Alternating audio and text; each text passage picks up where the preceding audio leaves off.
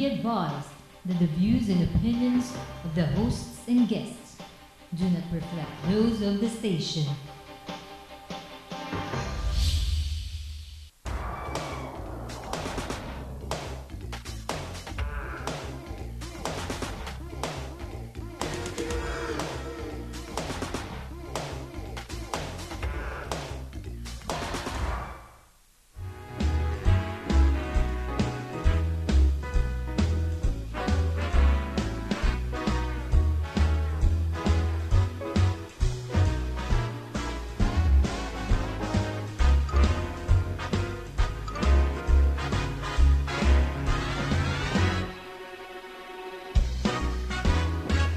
Good morning. Welcome to Expat Insights. I'm your host, Raju Mandhyan. Here at Expat Insights, we take external views of internal successes by foreigners, expats, and immigrants who have made Philippines their home and are doing good in the Philippines, either in business or society. This Friday morning on Expat Insights, we have two guests and two topics. My first guest is a gentleman from Scotland, and he's been in the country for 4 years, and he's a lean green consultant.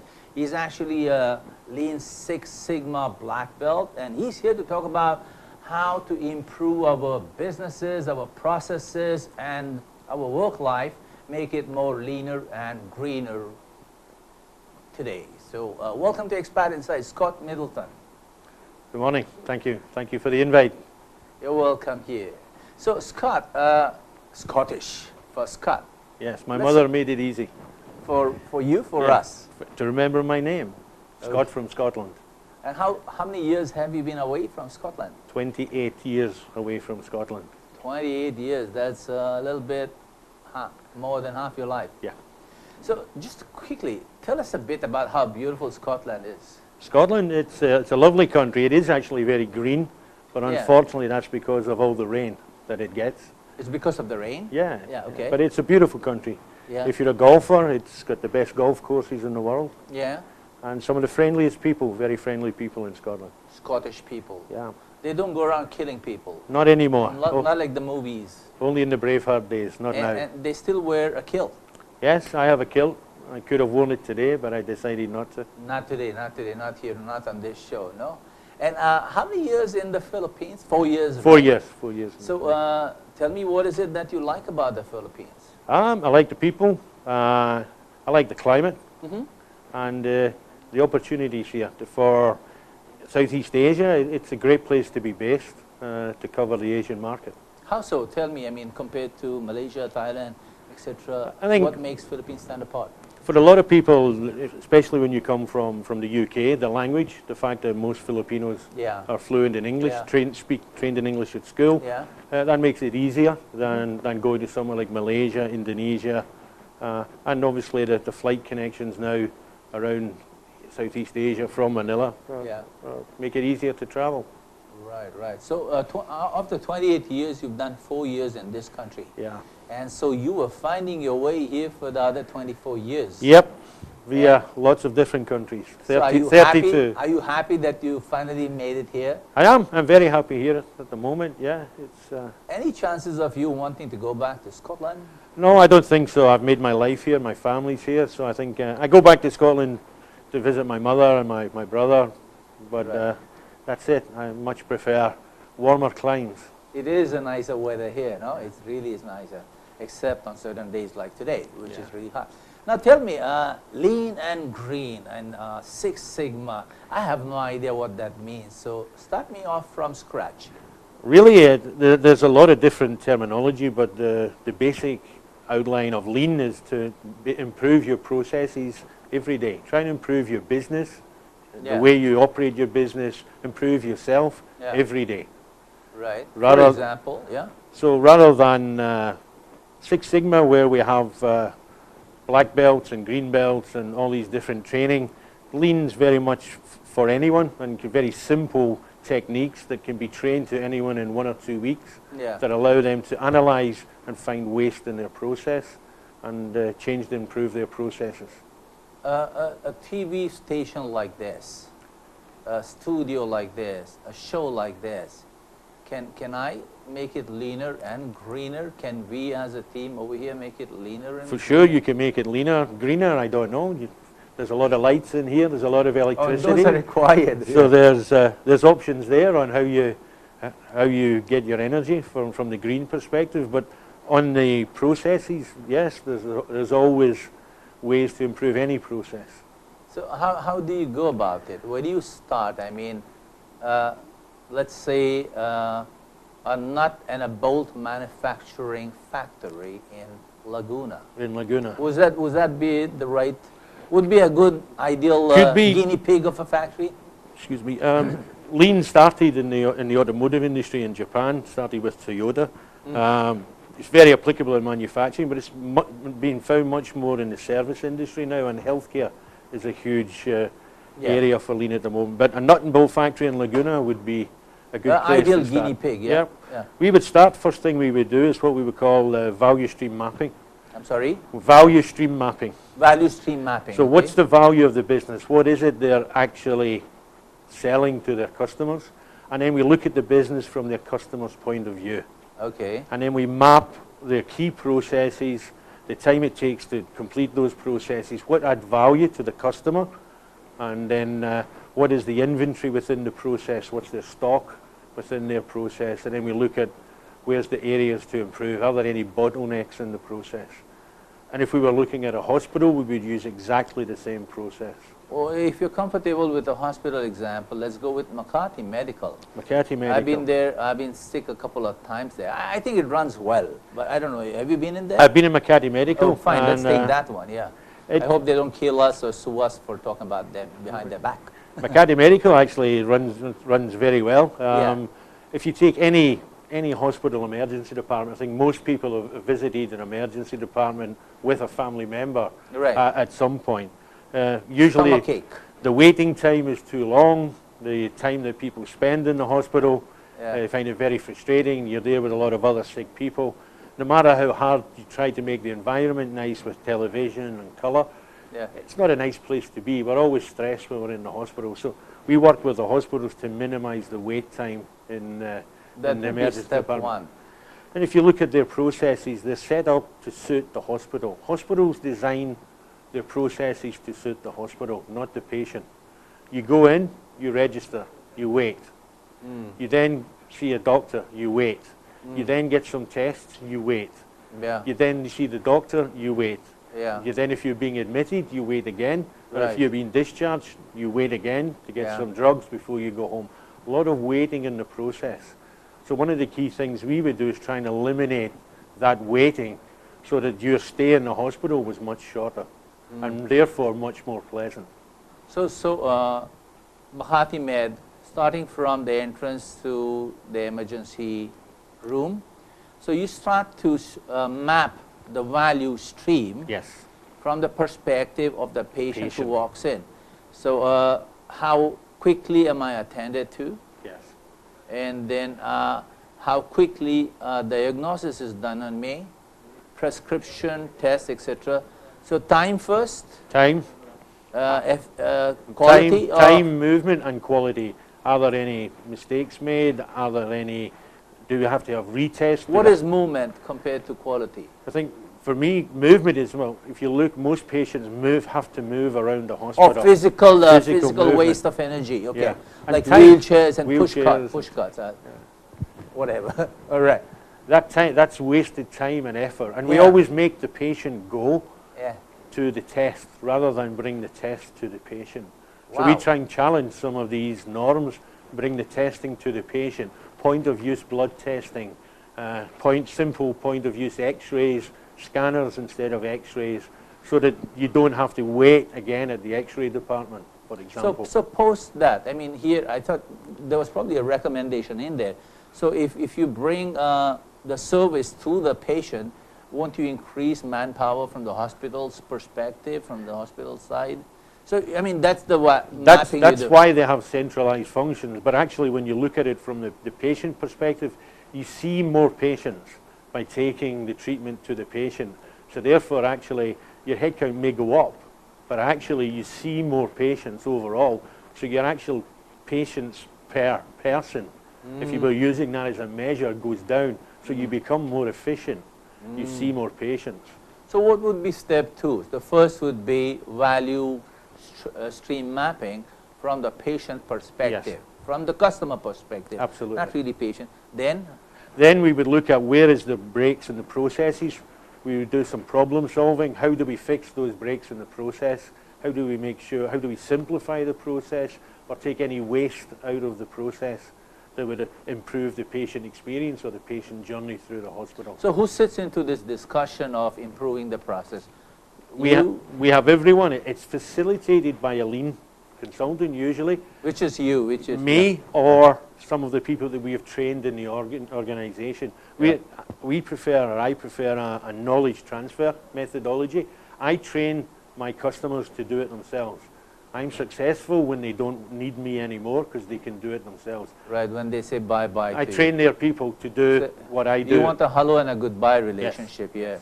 And happy to have that relationship. Yeah. So we then improve the process with the people that do the job. They actually know how to improve. They know what problems they have in their own processes.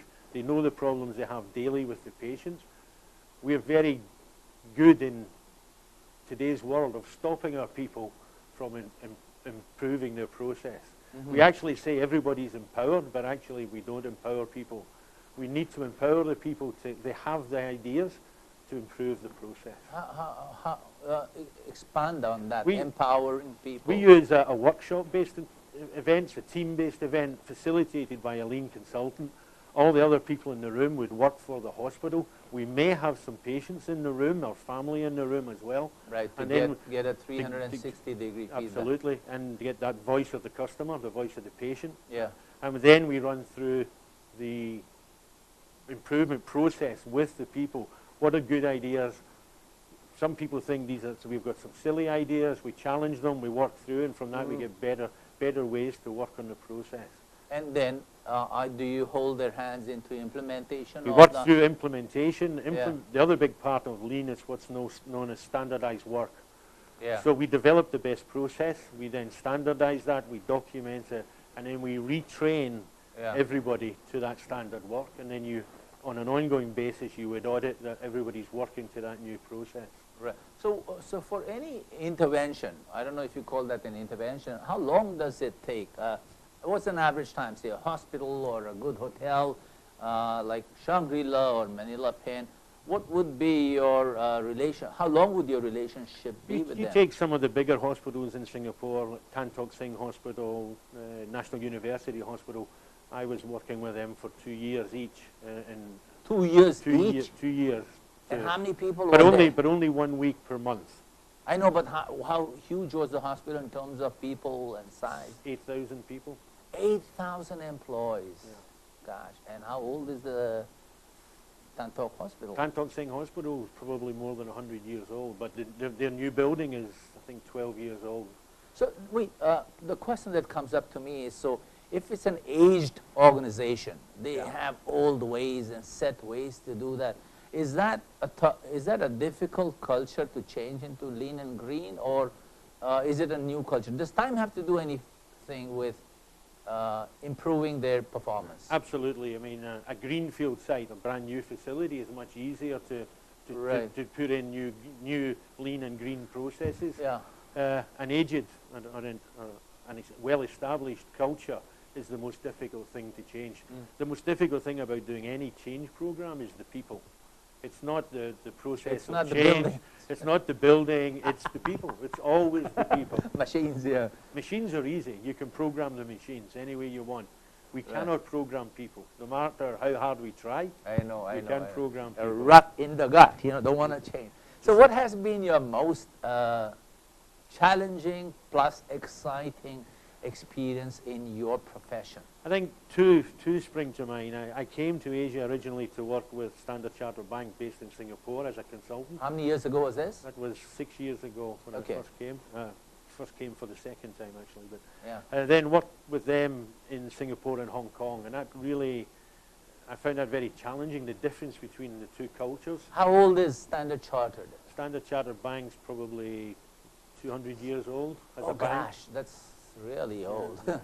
So working with them in Singapore and Hong Kong, I started to understand the real difference between the different Asian cultures.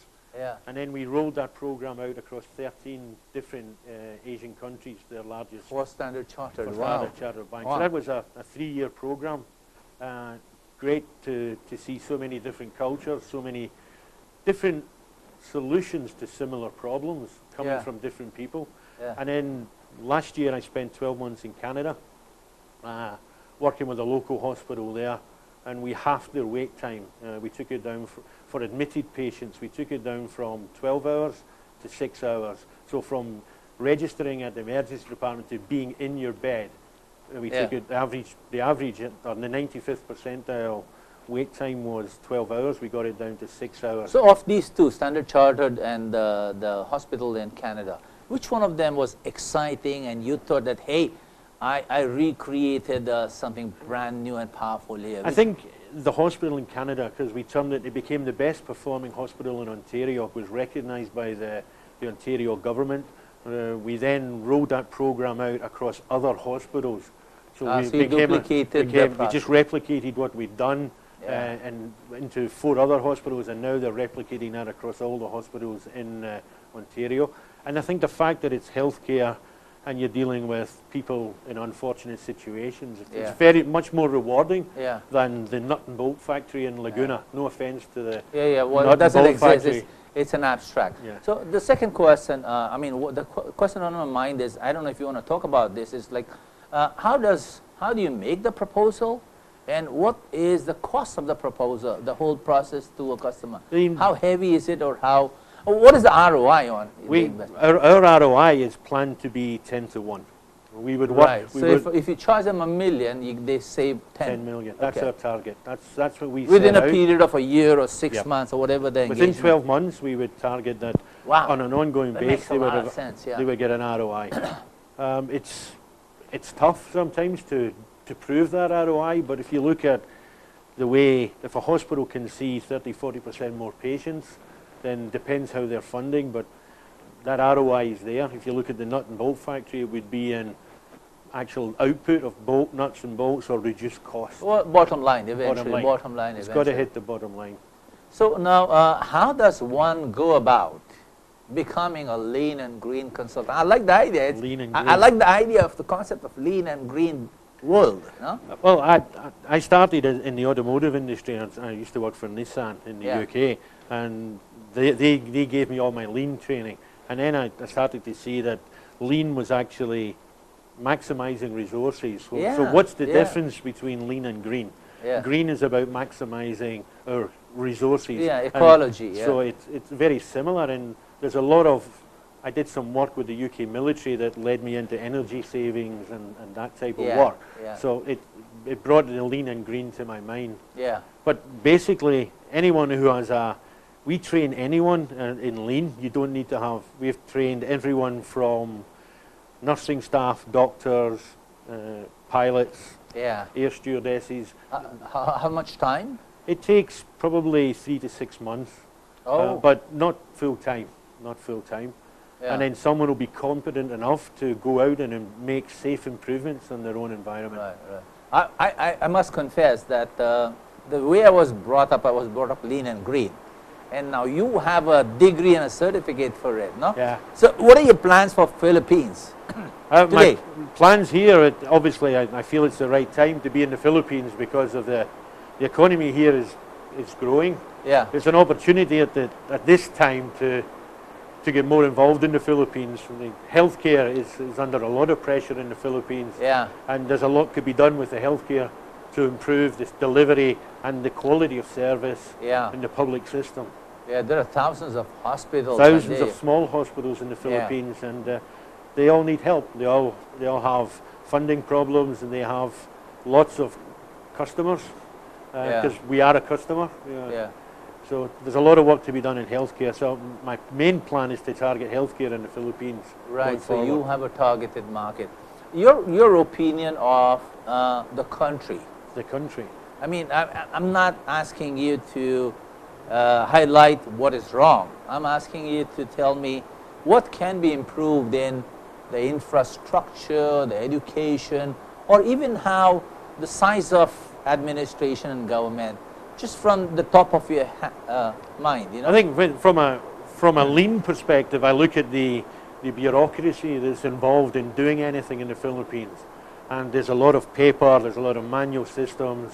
I think that there could be a lot of work done on how you improve and reduce that bureaucracy to enable business to grow quicker. Right. It's very difficult to grow your business quickly in the Philippines Yeah. because of the bureaucracy. Yeah. I was reading just the other day in the newspaper in terms of ease of doing business, of ease of starting a business. Now, though Philippines today, the year 2013, the month of August, it is doing well. I mean, yet on the ranking of ease of doing business, it is way down below compared to Singapore, compared to Hong Kong, even compared to Thailand and Malaysia. So you've just started up a business here. What are your views on that? And for me, again, it comes back to that bureaucracy. You have so many different levels of bureaucracy here that's what makes it difficult. It's easy to do here, but it's very time consuming.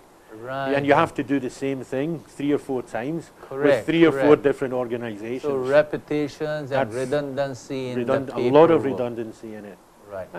Okay, Scott, it's been a pleasure having you here. So is there anything you want to share that I probably missed asking about lean and green, or what are your dreams for yourself and your little family, which is now Filipino, I understand? Yes. No? Yeah. I think that for me, on the lean perspective, it's the lean has had some bad press in terms of people see it very much as a cost reduction. It's not. It's about empowering people to improve their own workplace and It's improve had their bad own press It's had some bad press because it makes companies downsize? Yeah, it's very much put in line with the downsizing approach. But if you look at any growing business, usually our biggest problem is people, getting good people. So if you can do more with the people you've got. So there's a certain amount of social resistance to it that, hey, you're not giving us employment, or you're taking away opportunities from us by cutting down processes. Yeah. That's the bad press. But from the perspective of a businessman or from the board of directors, or even globally, I think that would be a smarter way to move, isn't it? It is. Like, not just lesser people, but lesser waste. Lesser waste, and it's that better utilization of the slim resources we have, be it physical resources or our human capital that we need to use. Anything, even light. Light, Even light, use it lesser. Great. So your dreams for yourself? With For your myself? lovely family? What's your favorite Filipino food? Me, I like siligang. I'm a soup person. I'm a soup person. Yeah, I like sinigang. Yeah. Have you ever had sinigang made out of guavas? No. That's a rarity. Okay. It's really good. You must try that. I'll get my Have wife your to lovely make wife that. to tell you that. Yeah. Okay, so pleasure having you on Expat Insights, and Thank you. may God bless you on making this country and the companies here leaner and greener. Thank you very much for being on Expat Insights. So that was Scott Middleton from Scotland, and he's the lean and green consultant. So if you ever need any consulting, look him up. Website? Website's under construction with the new company, but find him through us, through Expat Insights. So stay watching. We'll come back with a gentleman called John Cole, who is running a bunch of hotels in the Philippines, and we'll talk about hospitality, Philippines, right after the break. I'm your host, Raju. Stay watching.